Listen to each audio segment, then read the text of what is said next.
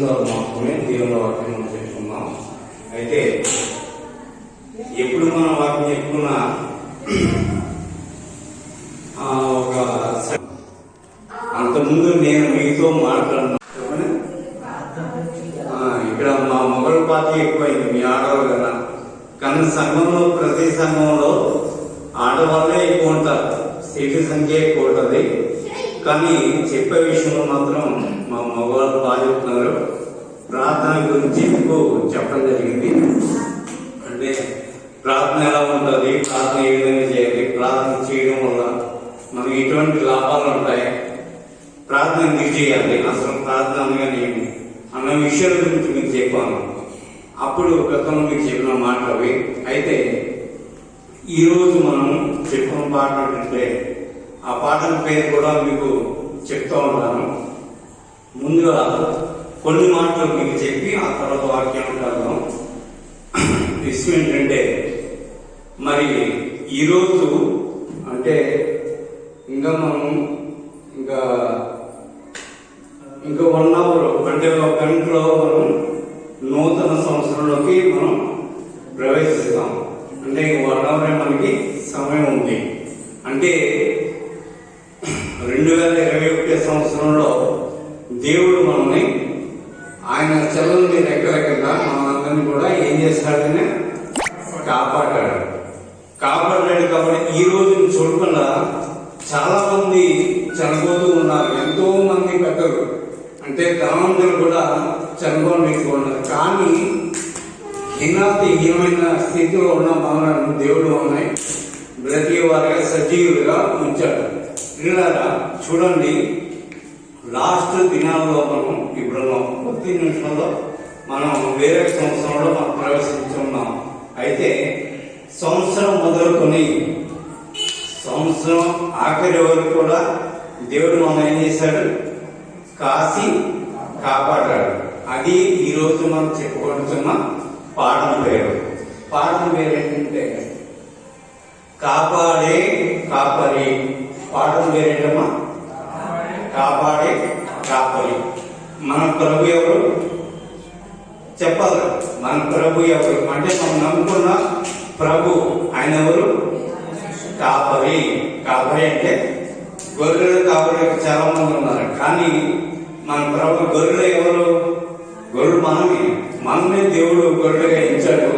మన కాపరిగా మనం ఉన్నాం. అయితే దేవునికి కాపరిగా ఆయన మనకు ఉన్నాడు. కాబట్టి ఇవాళ పాటలు చెప్పులు తెలుస్తుంటే మొదటిగా పాటల పేరు వచ్చి కాపాడే కాపరి.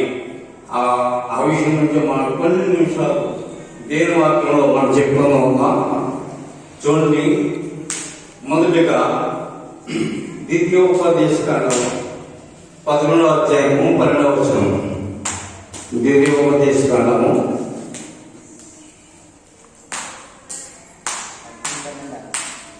11వ అధ్యాయము 12వ వచనం. తీసిన వాళ్ళు చదవండి. నేను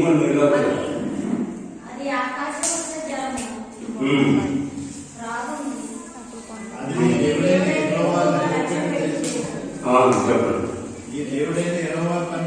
నీ దేవుడైన యెహోవా కన్నులు సంవత్సరాది మొదలుకొని సంవత్సరాంతం వరకు ఎల్లప్పుడూ దాని మీద. చూడండి, దేవుడైన ప్రభు అయిన దేవుడు మనల్ని ఆయన కాపాడుతూ ఉన్నాడు. ఎలాంటి వరకు అంటే ఎప్పటి నుంచి ఎప్పటి వరకు అంటే సంవత్సరం మొదలుకొని సంవత్సరాంతము వరకు. ఆ మాట మీకు తీసి నేను చదివాను. చూడండి, నీ దేవుడైన యెహోవా కన్నులు సంవత్సరాది మొదలుకొని సంవత్సరాంతము వరకు. అంటే ఒక చిన్న మాట మీకు చెప్తాను చూడండి. మన దేవుడు లేక మన ప్రభువు మనం ఎలా కాపాడుతున్నాడంటే, తల్లి చిన్న పిల్లగా ఉన్నప్పుడు మరి చంటి పిల్లలను తల్లి చాలా జాగ్రత్తగా ఉంటాము, చాలా జాగ్రత్తగా చూసుకుంటూ ఉంటుంది. అయితే అంటే నైట్ టైంలో ఆవిడ పడుకున్నప్పుడు ఏదో టైంలో గాఢ నిద్రలో పోయి ఆ బిడ్డ ఏం చేస్తే సరిగా చూడదు. కానీ ఆ టైంలో కూడా ఆ బిడ్డని కాపాడేవాడు ఎవరు? మన ప్రభువైన దేవుడు. ఆ విధంగానే దేవుడు మనల్ని ఎలా కనబడుతున్నాడంటే కన్నురెప్పలు ఎలాగ ఏ విధంగా అయితే ఉంటాయో సంవత్సరం మొదలుకొని సంవత్సరాల వరకు ఆయన ఎల్లప్పుడూ ప్రతిరోజు కూడా ఆయన మనను కాపాడేవాడిగా ఉన్నాడు. ఇంకో మాట దాని సందర్భంగా ఇంకో మాట చూద్దాం, చూడండి. కీర్తన గ్రంథము 66వ అధ్యాయము 11వ వచనం. కీర్తన గ్రంథము 65వ అధ్యాయము 11వ వచనం.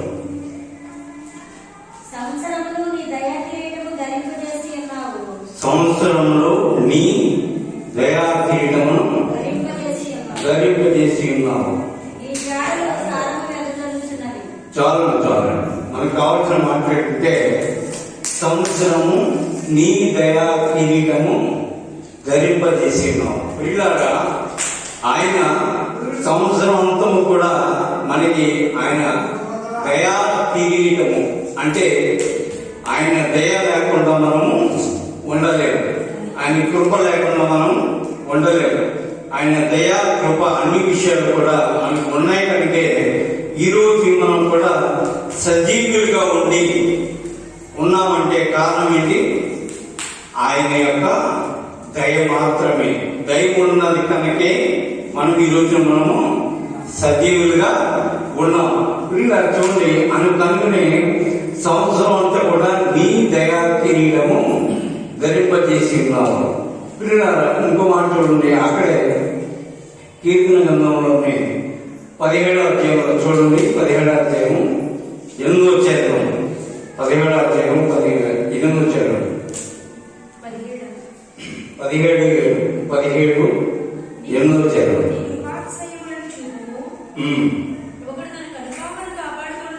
ఇక్కడ చూడండి, ఒకడు తన కను పాపను కాపాడుకున్నట్లు నన్ను కాపాడు.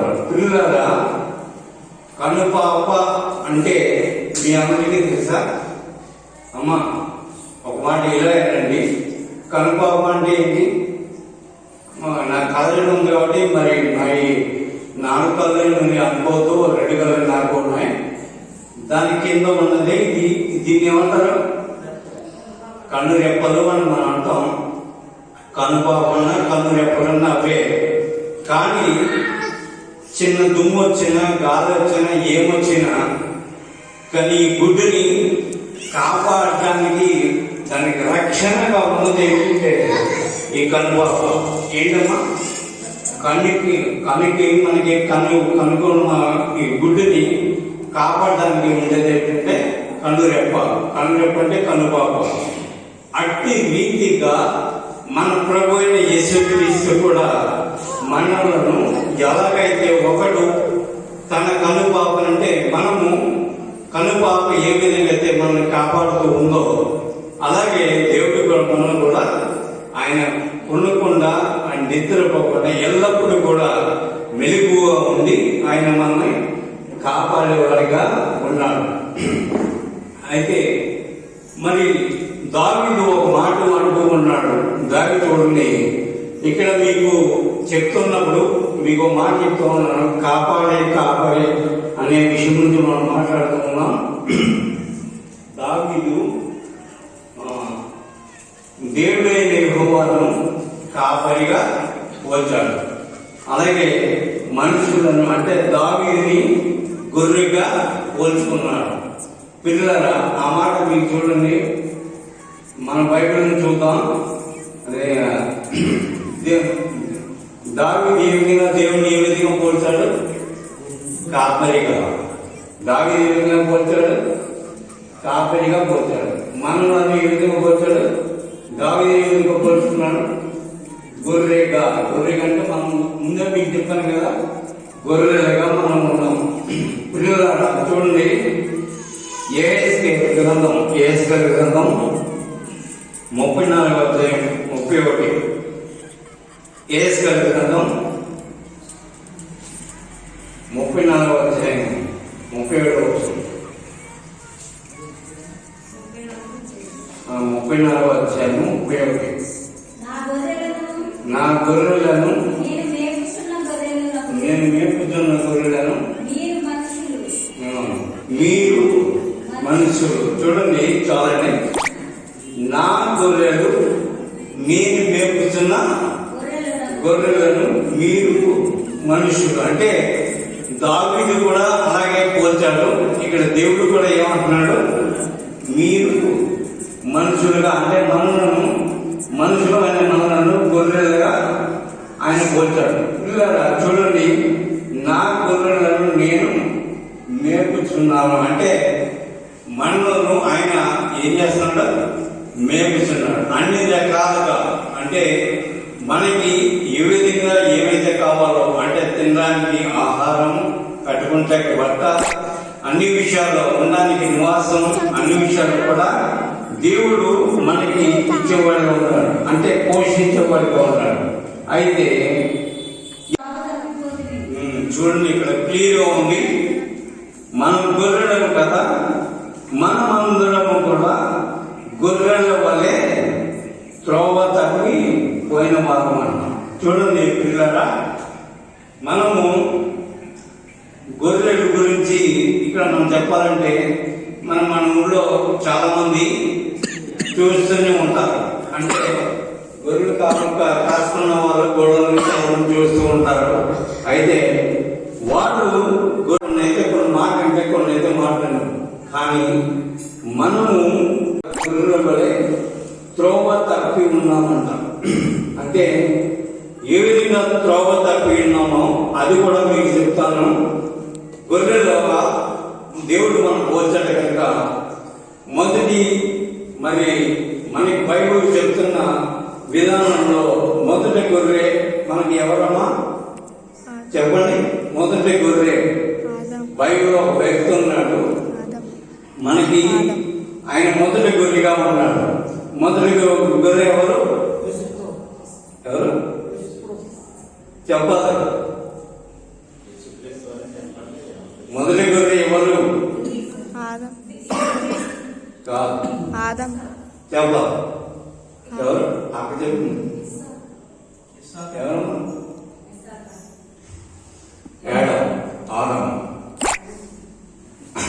ఆదాము. ఆయన మొదటి గొర్రె.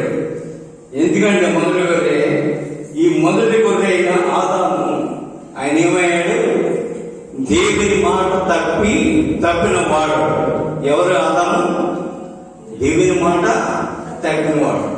తప్పడం లేదా? చెప్పండి. ఎవరి వల్ల? మరి ఆడలకి కోపం రావచ్చు, కానీ ఫస్ట్ మరి సాతానికి లోబడింది ఎవరు? హవ్వ గారు, అంటే స్త్రీ. తన వల్ల మరి మరి దేవుడిచ్చిన ఆజ్ఞను మీదమే పాపం, మన ఆజ్ఞ మీదమే తప్పు. అయితే మొదటి గొర్రె అయిన ఆదాము దారి తప్పిన వాడిగా ఉన్నాడు. ఇప్పుడైతే మరి చాలా మంది దారి తప్పిన వారిగా మనలో చాలా మంది ఉన్నారు.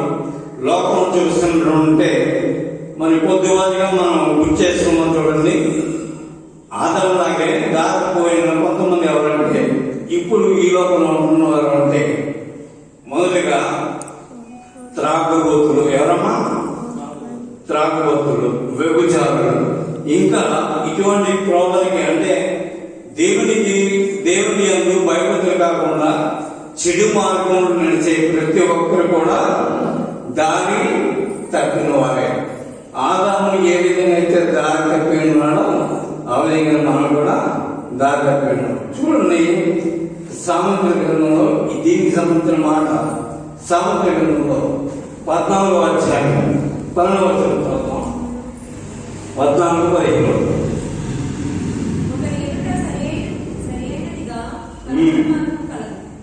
ఒకని ఎదుట సరైనదిగా కనపడు మార్గము కలదు, కానీ అది తుదకు మరణంలో దారితీయును.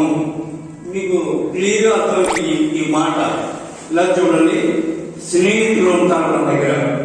అలాగే త్రాగుబోతులు కానీ ఇంకోలు కానీ వేరు వేరుగా అంటే చెడు మార్గాలుగా మనం తీసుకున్న అందరూ కూడా ఏం చెప్తారంటే ఈరోజు కదా చిన్నదే కదా ఈరోజు తీసుకో ఇప్పుడు ఇలాంటి వాళ్ళు చాలా మంది ఉన్నారు అని ఒకరితో పోగారు ఇంకేం కాదని చిన్నగా అలవాటు చేసిన వాళ్ళు చాలా మంది ఉంటారు ఫ్రెండ్ సర్కిల్లో.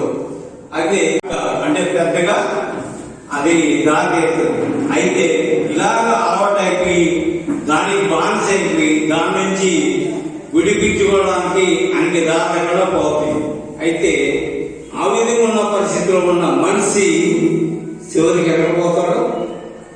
మరణానికి పోతాడు.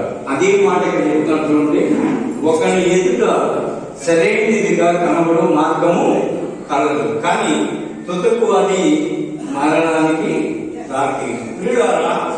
అటువంటి మార్గాల్లో మనము నడకూడదు. ఎప్పుడు కూడా మన ప్రభువు ఏ విధంగా అయితే ఇటువంటి మార్గాలు మనం చెప్తూ ఉన్నాడో అటువంటి మార్గాల్లోనే మనం ప్రయత్నించేవారుగా చెడు మార్గంలో తిరుగుతున్న మనల్ని రక్షించడానికి ఎవరు వచ్చాడని చెప్పారు ఇందాక ఫస్ట్ ఒక కాపరి వచ్చాడని చెప్పారు కదా, కాపాడే కాపరి అని మీకు పాఠంగా చెప్పారు కదా.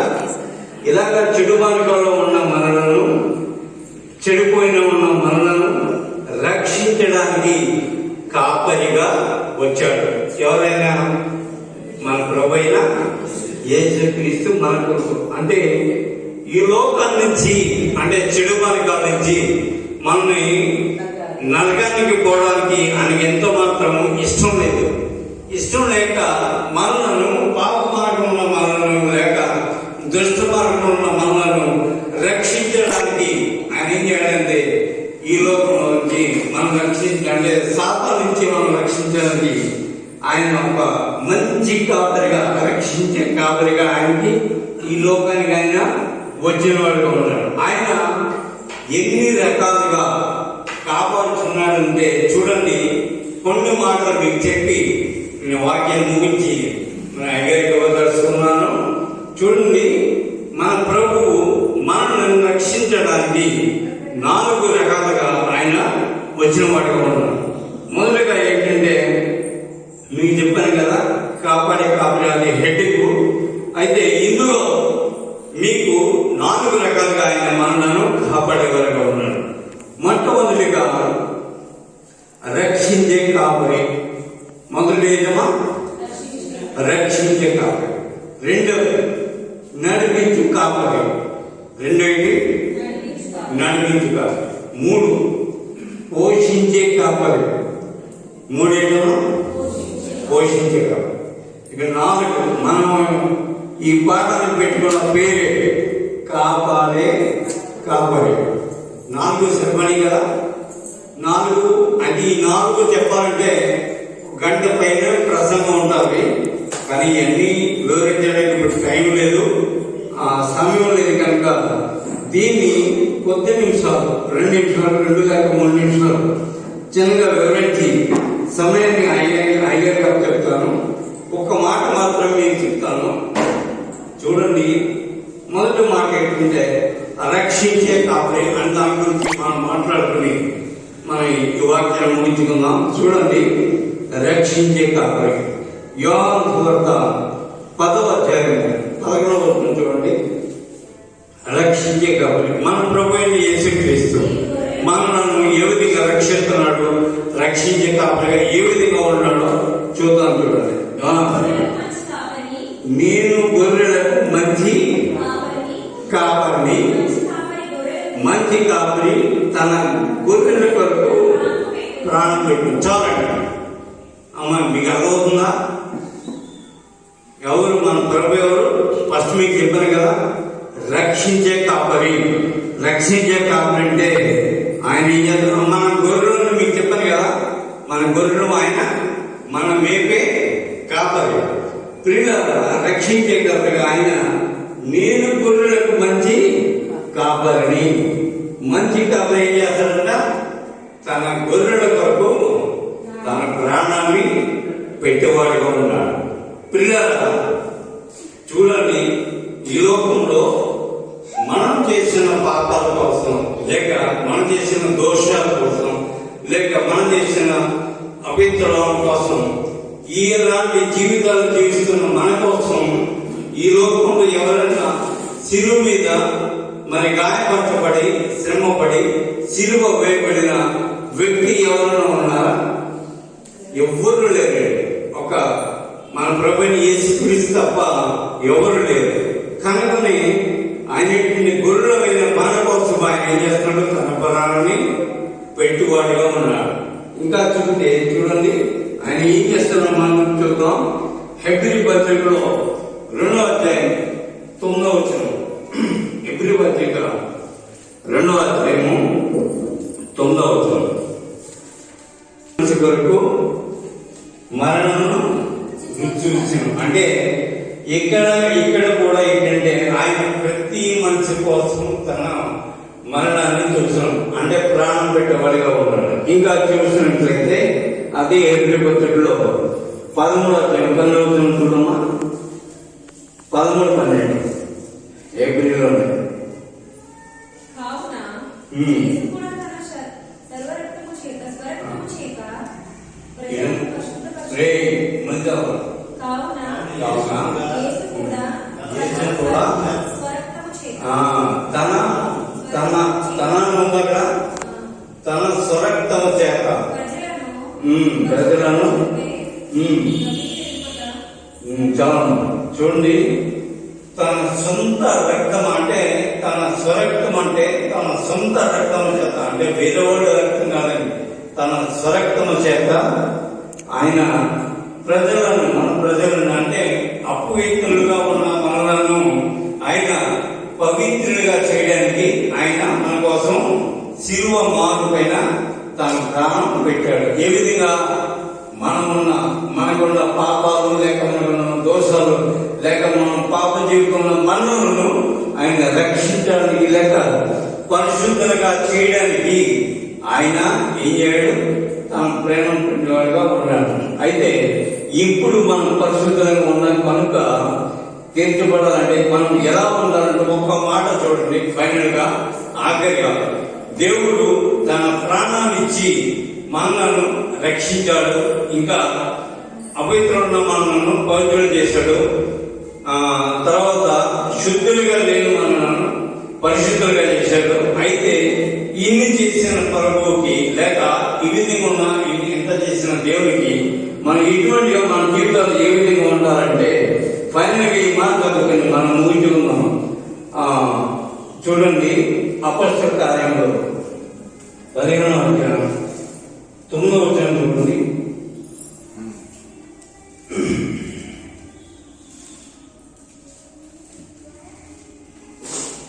అపొస్తలుల కార్యంలో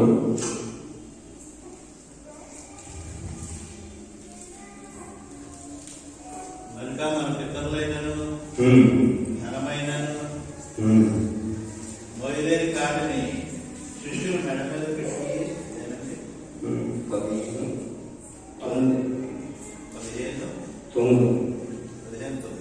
వారి హృదయములను విశ్వాసము కలుగుతున్నది మనకున్న వారికి ఏ పేరులను చూడండి. వారి హృదయములను విశ్వాసము వలన పవిత్రపరిచి ఇక్కడ హృదయాన్ని ఏ విధంగా ఏం చేశాడు? విశ్వాసము ద్వారా విశ్వాసము వలన పవిత్రపరిచి అంటే మనం ఎలా ఉండాలి? మన జీవితాలు ఎలా ఉండాలి? మనం పవిత్రులుగా ఉండాలి. లేక విశ్వాసం ద్వారా అంటే విశ్వాసం ఉంచడం ద్వారా మనకి ఏం కలుగుతుంది? పవిత్రత కలుగుతుంది. ఆ విధంగా ఉండి మనం జీవించాలని ఈ నూతన సంవత్సరంలో మన పాత జీవితం లేక మనం జీవిస్తున్న ఈ రకరకాల జీవితాలు అంటే ఏవైతే చెడు జీవితాలు లేక పాత జీవితాలు రకరకాలు ఉన్నాయో అవన్నీ విడిచిపెట్టేసి మనం ఏమన్నారంటే దేవుళ్ళలో మనం జీవిస్తూ పవిత్రులుగా ఉండి జీవించాలని ప్రభువును బట్టి ఈ కొద్ది మాటలు దీవించి ఆశీర్వదించారు. అందరికీ బాగున్నాను.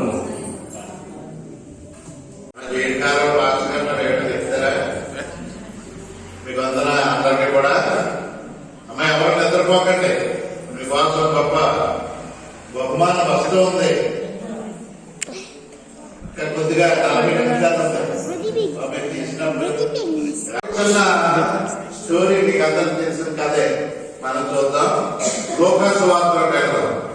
ఎక్కువసేపు చెప్పడానికి లేదు కదా, ఒక 30 నిమిషాలు చెప్తుందాం. లోకాసు వార్త 13వ అధ్యాయం 6వ వచనం నుంచి చదువుతాం.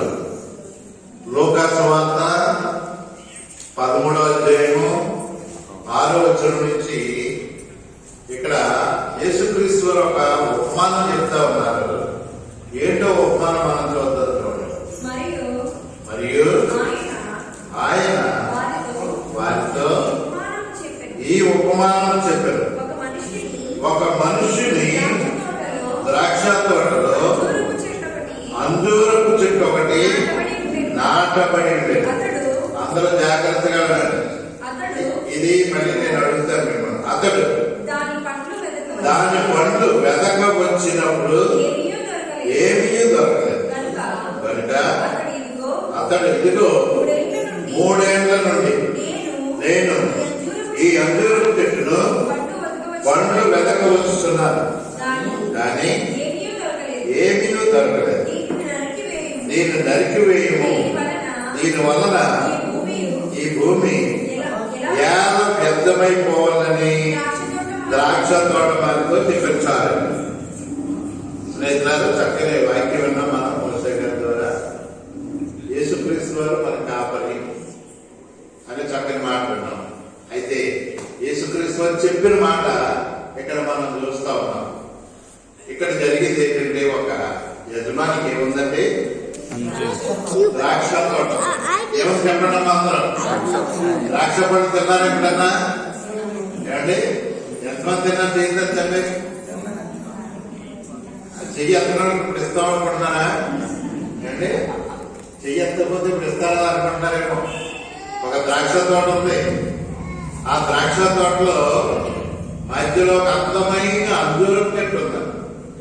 ఏముందండి? అంజూరపు చెట్టు. అంజూరపు చెట్టు ఉంది. ద్రాక్ష తోట మధ్యలో ఒక అంజూరపు చెట్టు ఉంది. ఈ ద్రాక్ష తోటని యజమాని రోజు నీళ్లు పెట్టి దానికి ఏమి కూడా మరి పురుగులై పడకుండా మంచి మందులు చల్లి చేస్తా ఉన్నాడు. మధ్యలో ఉన్న అంజూరపు చెట్టుని రోజు ఏం చేస్తాడండి? పరీక్ష చేస్తున్నాడు. రోజు అంజూరపు చెట్టు ఏం చేస్తున్నాడండి? పరీక్ష చేస్తున్నాడు. ఎలా చేస్తున్నాడంటే, రోజు మా నీళ్లు పోస్తున్నాడు, దానికి ఏమన్నా ఉంటే మందులన్నీ కొడతా ఉన్నాడు, అన్ని చేసి ఎరువు వేస్తున్నాడు, నీరు పెడుతున్నాడు, దానికి కావాల్సిన ఆహారం అంతా కూడా ఇస్తున్నాడు. ఇచ్చి ఏం చేస్తున్నాడంటే, ప్రతిరోజు కూడా ఆ అంజూరపు చెట్టుకి కాయలు ఎలా ఉన్నాయో ఏం చూస్తున్నామో ఇలా జాగ్రత్తగా ఉన్నాం. రేపు ప్రశ్న అయితే చెప్పాలి. ప్రతిరోజు అంజూరపు చెట్టు ఏం చేస్తున్నాడంటే పరిశీలన చూస్తున్నాడు. రోజు చూస్తున్నాడు. ఏం చేస్తున్నాడు? కొమ్మలన్నీ చూస్తున్నాడు, ఆకులు మధ్యలో చూస్తున్నాడు, మధ్యలో ఎక్కడన్నా కాయలు కనబడతాయేమో అని చూస్తున్నాడు. అర్థమైందండి? అమ్మ జాగ్రత్తగా ఉండండి. వాక్యం ఇక్కడ ఏమని చెప్తున్నారు? రోజు కూడా ఆ చెట్టుని పరీక్ష చేస్తా ఉన్నాడు. అలాగే ఎన్ని రోజులు చేశాడంటే, చూడండి. ఏమండి, ఇక్కడ ఉన్నవాడు ఎవరు వెళ్ళలేదు, ఆయన అన్నాడు. చూడండి. ఏంటి యోసేపు గారు, ఇక్కడ ఎన్ని రోజులు వెతుకుతున్నాడు అతను దాని పండ్లు వెతకొచ్చు వచ్చినప్పుడు ఏమీ కనబడలేదు. చూడండి, 7వ వచనం చూడండి. కనుక అతడు ఇదిగో 3 ఏళ్ల నుండి నేను ఈ అంజూరపు చెట్టును పండ్లు వెతకవచ్చుచున్నాను. 3 సంవత్సరాల నుంచి చూస్తున్నాడు. ఏం చూస్తాడండి? చెట్టును బాగా వెతుకుతున్నాడు. చెట్టుకి ఏమైనా తక్కువ చేశాడా? ఏమండి నారాయణ గారు, చెట్టుకి ఏమైనా తక్కువ చేశాడా? ఏమా చెట్టుకి ఏమైనా తక్కువ చేశాడా? మరియమ్మ గారు, చెట్టుకి ఏమైనా తక్కువ చేయలేదు. దయమణి గారు, చెట్టుకేమి కూడా తక్కువ చేయలేదు. నీరు పోస్తున్నాడు, రోజు నీరు పోస్తున్నాడు, ఆహారం ఇస్తున్నాడు, అన్ని పెడుతున్నాడు. 3 సంవత్సరాలు ఎదురు చూశాడు.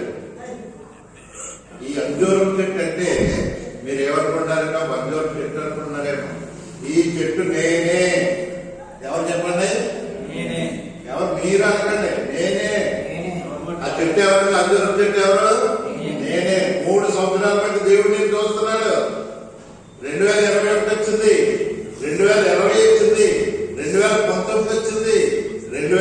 18 నుంచి కూడా నేను చూస్తున్నాను దేవుడు.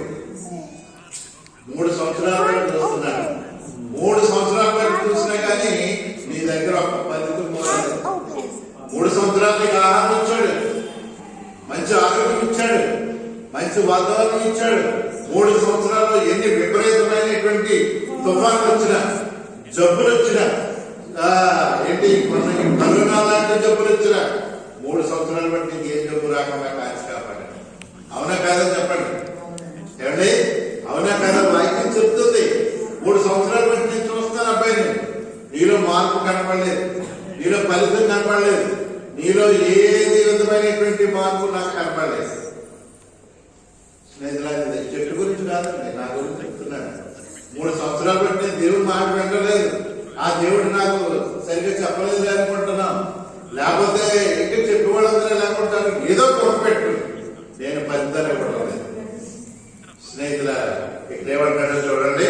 3 సంవత్సరాలు బట్టి వెతుకుతున్నాడు. 3 సంవత్సరాలు బట్టి వెతుకుతుంటే ఏమంటాడు చూడండి.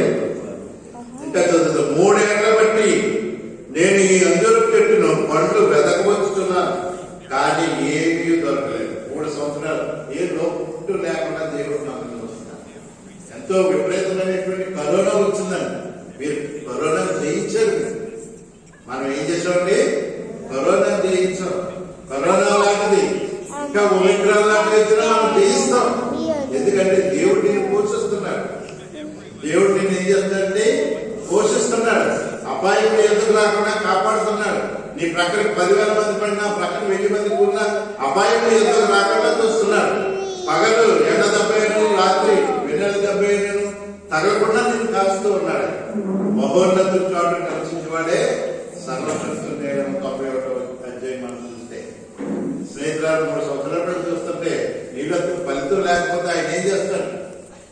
మీరైనా సరే అక్కడ మీరు వేసిన చెట్లు ఫలితకపోతే ఏం చేస్తారు? మీరు ఏం చేస్తారండి? ఏం చేస్తారో చెప్తా ఉన్నాను. మనం సరిగ్గా ఫలించకపోతే ఏమంటున్నాడో చూడండి.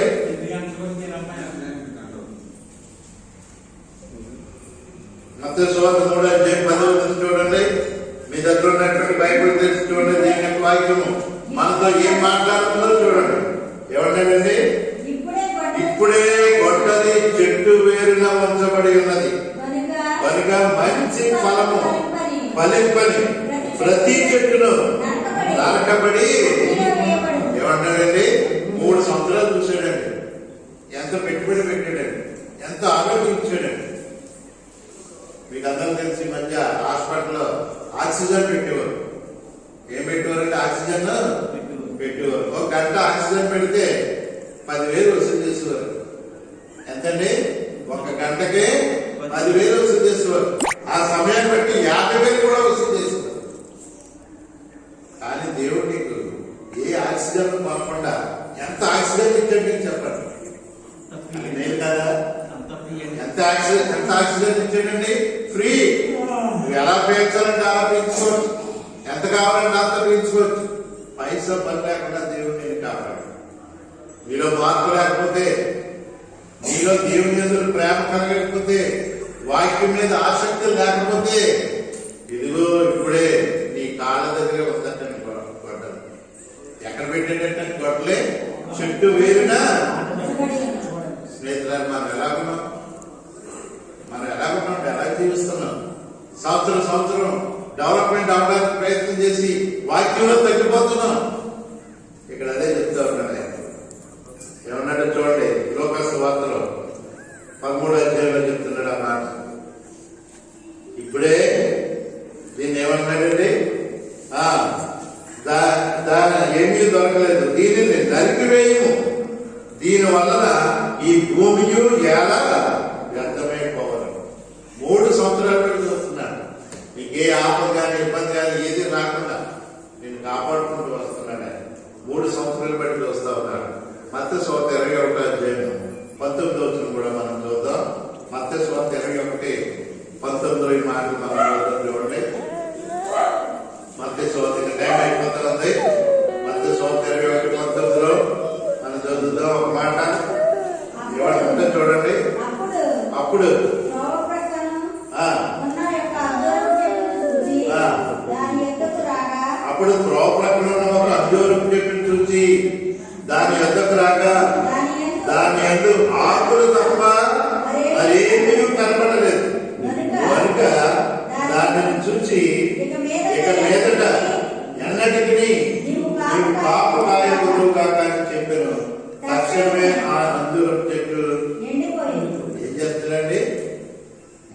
వస్తుంది అన్నాడు, నరికి అగ్నిలో వేస్తానన్నాడు.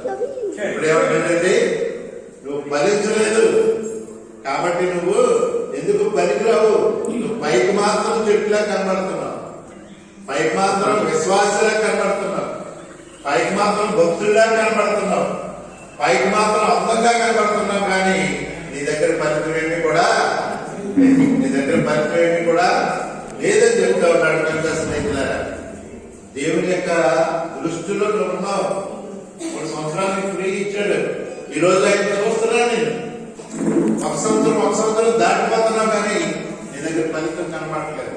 ఎలా కనబడుతున్నానంటే పైకి చాలా భక్తిగా కనబడుతున్నాను, మంచి విశ్వాసంగా కనబడుతున్నాను, ఎంతో ప్రేమ ఉన్నట్టు కనబడుతున్నాను, ఎంతో దేవుడికి నమ్మకస్తుడిగా కనబడుతున్నాను. కానీ దేవుడు మనం చూస్తున్నప్పుడు మన దగ్గర సరుకేమి కూడా కనబడుతుంది.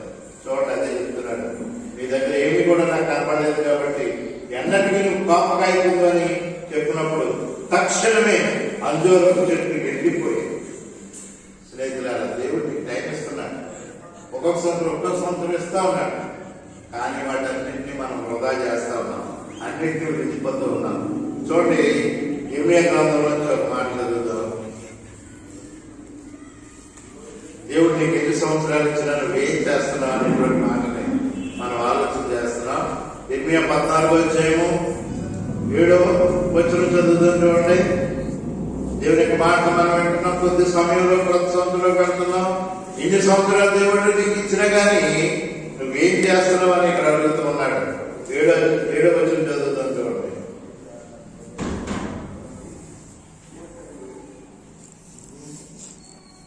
తీసారండి. సచిన వారిని గూర్చి జనులను ఓదార్చుటకు అంబలాపు ఆహారము 14వ అధ్యాయము 7వ వచనం. యెహోవా మా తిరుగుబాటులు అనేకము, నీకు విరోధంగా మేము పాపం చేస్తుంది, మా దోషము మా మీద దోషారోపణ చేయించున్నవి, నీ నామమును బట్టి నీవే కార్యము జరిగించును. 8 కూడా చదువుతాం. ఇశ్రాయేలీయులకు ఆశ్రయుడ, కష్టకాలమున వారికి రక్షకుడ, మా దేశంలో నీవేళ పరదేశంలో ఉన్నావు. ఏళ్ళ రాత్రి వేళకు ఫస్టేటకు గుడారం వేయ ప్రయాణిస్తున్న ఉన్నావు. దేవుని యొక్క మాటలు సంవత్సరాలు ఎలాగ దాటిపోతున్నాయి, ఎన్ని సంవత్సరాలు ఇచ్చినా ఇంకా పాపంలోనే ఉన్నాం అని ఇశ్రాయేలీయులు బాధపడడం మనం చూస్తూ ఉన్నాం. కనుక స్నేహితులు, మనం దేవుని యొక్క ప్రేమలో ఉండాలి అంటే దేవుడికి నువ్వు వెతుకుతూ ఉన్నాడు, దేవుడు నిన్ను పరీక్షిస్తున్నాడు. ఏం చేస్తున్నాడంటే దేవుడు నిన్ను పరీక్షిస్తున్నాడు. ద్రాక్ష తోట మధ్యలో అందముగా ఉన్నటువంటి అంజూరపు చెట్టులా ఉన్నాను. అయితే అంజూరపు చెట్టు పైకి బలంగా ఉంది, ఆకులు బాగున్నాయి, చెట్టు బలంగా ఎదుగుతా ఉంది. ఆ రైతు ఇచ్చినటువంటి ఆహారం అంతా తీసుకుంటా ఉంది. ఆ తీసుకుంటున్నప్పుడు దాని ఫలితాలు కనపడలేదు, ఫలాలు దొరకడం లేదు. ఫలాలు దొరకనప్పుడు ఆయన ఏమంటాడండి, ఇదిగో చదువుదాం 2వ అధ్యాయం 4వ వచనం చదువుదాం. రోమిలకు రాసిన పత్రిక 2వ అధ్యాయము 4వ వచనం. ఈ మాట మనం చూస్తున్నాం, 134వ పేజీలో ఉంది. 4-5 వచనాలు. దేవుడి అనుగ్రహము మారు మనసు పొందుటకు నిన్ను ప్రేరేపించున్నదని ఎరుగక ఆయన అనుగ్రహ ఐశ్వర్యమును సహనమును దీర్ఘమును ఆయన ఏం చెప్తున్నాడండి, నీ కోసం సహనం కలిగి ఉన్నాడు. అదే చెప్తున్నాడు, నన్ను మారు మనసు పొందడానికి ఇంకా ఏం టైం కావాలి? దేవుడి యొక్క ప్రేమ అనుగ్రహము మారు మనసు పొందడానికి నిన్ను ప్రేరేపిస్తుంది, నీకు అవకాశం ఇస్తా ఉంది. దేవుడు నీకు అవకాశం ఇస్తా ఉన్నాడు. అయినా సరే నువ్వు ఏం చెప్తున్నావు? ఆయన ఇంకా దీర్ఘ శాంతంతో చూస్తున్నా మనం ఇంకా వెనక జరుగుతున్నాం, ఇంకా ఎన్ని సంవత్సరాలు ఇవ్వాలి? ఇంకా ఎన్ని సంవత్సరాలు ఇవ్వాలి? ఇంకా ఎన్ని సంవత్సరాలు ఇవ్వాలి? ఇదిగో చూడండి, చెప్తున్నాడు, ఇంకా నీ మారు మనసు రావడానికి 5వ వచనం కూడా చదువుతాం. నీ కాఠిన్యమును మార్పు పొందని నీ హృదయమును అనుసరించి ఉగ్రత దినమందు, అనగా దేవుని న్యాయమైన తీర్పు బయలుపరచబడి దినమందు నీకు నీవే ఉగ్రతను సమకూర్చుకుంటున్నావు. మన మార్పు లేకపోతే మనమే తెచ్చుకుంటున్నామండి. దేవుడు సంవత్సరాలు నీకు ఇస్తున్నాడు. దినము గారు ఎన్ని సంవత్సరాలు ఇచ్చాడంటే మనకి 3 సంవత్సరాలు టైం ఇచ్చాడు. 3 సంవత్సరాలు టైం ఇచ్చినా మన దగ్గర మార్పు లేకపోతే నీకు నువ్వే తెచ్చుకుంటున్నావు. ఒకరితో ఎవరికి పక్కనేది దేవుడి నుండి దూరం అయిపోతున్నావు, అపవాదికి దగ్గర అయిపోతా ఉన్నావు. నీకు నువ్వే తెచ్చుకుంటున్నావు, ఉగ్రత నీ మీద నువ్వే తెచ్చుకుంటున్నావు. అలాగే పేతురు రాసినటువంటి 2వ పత్రికలోంచి ఒక మాట మనం చదువుదాం. పేతురు రాసిన 2వ పత్రిక 3వ అధ్యాయం 9వ వచనంలో ఆయన యొక్క రాకడ గురించి చెప్తూ ఉన్నాడు. నువ్వు ఎలాగ జాగ్రత్తగా ఉన్నావా లేదా? 2వ పేతురు 3వ అధ్యాయం 9వ వచనం చదువుతున్నాడు. ఆయన ఎలా వస్తాడు అంటున్నాడు చూడండి. కొందరు ఆలస్యం ఎంచుకున్నట్లు ప్రభు తన వాగ్దానం గురించి ఆలస్యం చేయబడు కాడు కానీ ఎవరినో నశించుకోవాలని ఇచ్చేట్టుగా అందరూ మారు మనసు పొందాలని కోరుచు మీ ఎడల దీర్ఘశాంతము కలవాడై ఉన్నాడు. దేవుడు 3 సంవత్సరాలకి టైం ఇచ్చి ఇంకా దీర్ఘశాంతంగా ఉంటున్నాడు, ఇంకా టైం ఇస్తున్నాడు. ఇంకొక సంవత్సరం నీకు ఇస్తున్నాడు. ఏమిస్తున్నాడండి? ఇంకొక సంవత్సరం నీకు ఇస్తున్నాడు. నీకు మార్పు రాకపోతే ఇప్పుడే గొడ్డలి పెట్టి వేలు పెట్టబడదు. ఇప్పుడే దేవుడు ఉగ్రత నీ మీద రాబోతుంది. నీలో క్రొత్త సంవత్సరంలో ఏమొస్తుంది? క్రొత్త సంవత్సరం ఇంకా ఎవరు మోసం చేయాలనుకుంటున్నావు? క్రొత్త సంవత్సరం ఇంకా దేవుడికి ఎలా దూరం అయిపోతున్నావు? స్నేహితులారా, నీ పట్ల దీర్ఘశాంతం కలిగి ఉన్నాడు. రాబోయే సంవత్సరం నీకు ఇవ్వడానికి ఆయన సిద్ధంగా ఉన్నాడు. క్రొత్త సంవత్సరంలో నువ్వు ఎలా ఉండబోతున్నావు చూడండి. హోషేయ గ్రంథం నుంచి ఒక మాట చదువుతాం. అంటే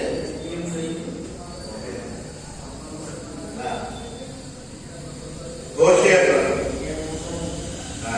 అయిపోతుంది. హోషేయ 3వ అధ్యాయము 2వ వచనం చదువుతామండి. కాగా ఎంత పేజీ అంటున్నా? హోషేయ గ్రంథం 746 అందరూ హోషేయ గ్రంథం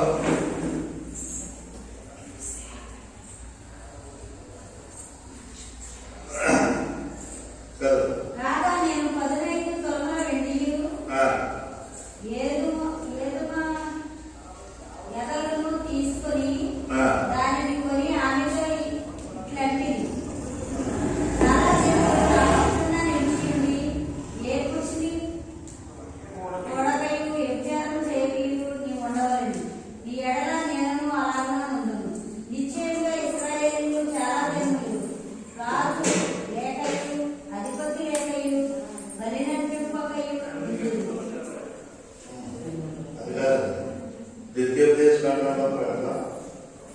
నాకు 5 చదివా ఒక మాట చదువుతా.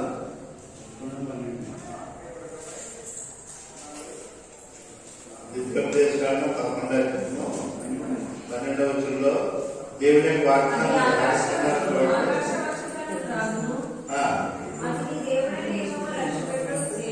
అది నీ దేవుడైన యెహోవా లక్ష్య పెట్టే దేశము సంవత్సరాల మొదలుకొని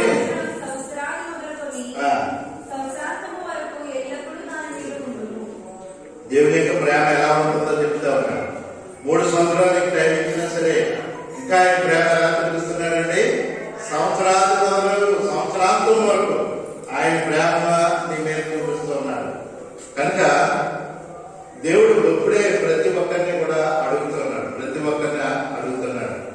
ఏంటి అడుగుతున్నాడు? ఆయన ప్రేమ ఎలా చూపిస్తున్నాడు? నీకు ఎలా మార్పు కలిగి ఉంది? నిర్దేశకాండం 28వ అధ్యాయంలో మొదటి నుంచి మనం కొన్ని వచనాలు చదువుతాం చూడండి. దేవుని యొక్క ప్రేమ నీకు ఎలా కావాలి, ఎలా ఇవ్వడానికి చూస్తున్నాడు.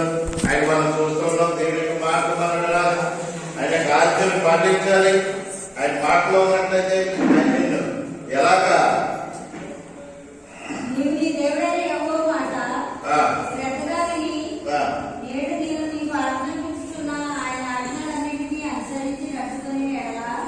ఈ దేవుడైన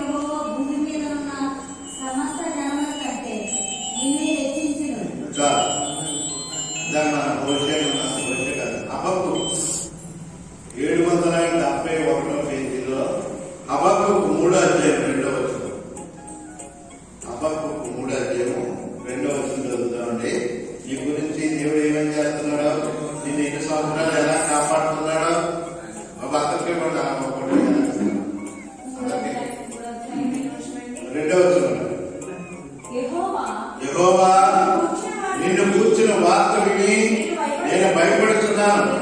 యెహోవా సంవత్సరములు జరుగుతుండగా ఈ కార్యము నూతన పరచు.